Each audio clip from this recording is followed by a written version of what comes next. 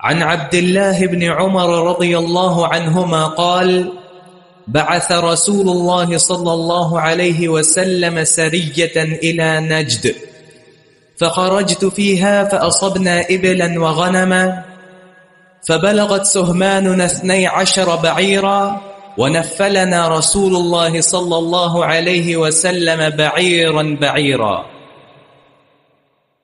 یہ جہاد کی برکات ہیں.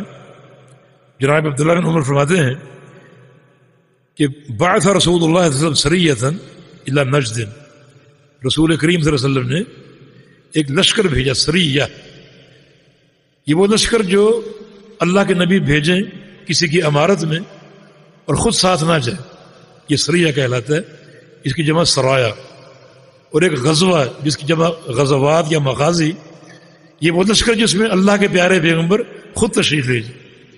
تو مغازی اور سریہ یہ دونوں لشکر ہیں جس میں آپ بنفس نفیس موجود ہو اور تشریف لے جائیں، وہ غزوہ کہلاتا ہے.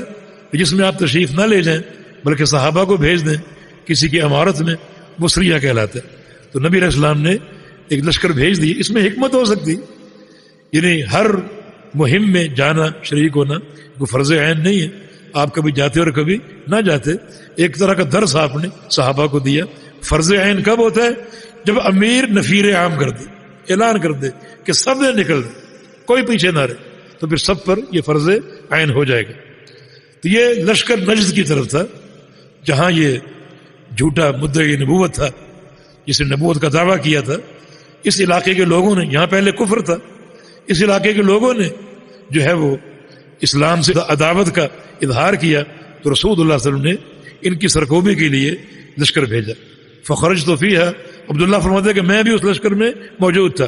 فصبنا ابلا وغنما، اور جہادی نتیجے میں ہمیں بڑا مال غنیمت ملا، یعنی اونٹ بھی اور بکریاں بھی ہمیں ملی، بکریاں بھی اور اونٹ بھی. اب 400 تعداد ہے ان کی.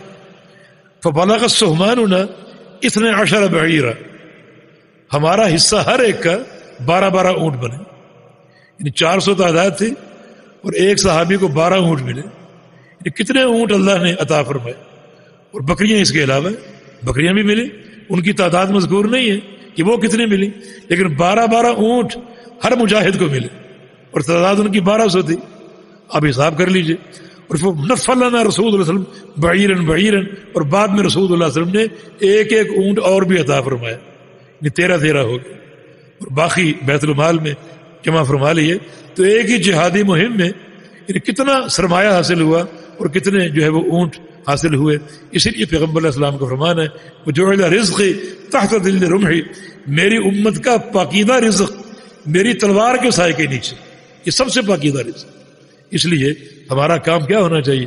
کفار کو ترقی کرنے دو اور خود تم جہاد کی تیاری کرو، بلڈنگیں بنائیں، ترقی کریں، اور آپ جہادی الغار کے ذریعے اس سب پہ قبضہ کرو. وہ سب آپ کا، وہ بنا رہے ہیں اپنے لیے نہیں، آپ کے لیے، بشرطے کہ ہم میں جہاد کی تڑپ ہو. ہمارا مشن دین ہو، اسلام ہو، جہاد کی تیاری ہو، تاکہ ہم ان تمام املاک کو اپنے قبضے میں لائیں. اللہ تعالیٰ توفیق دے. جی.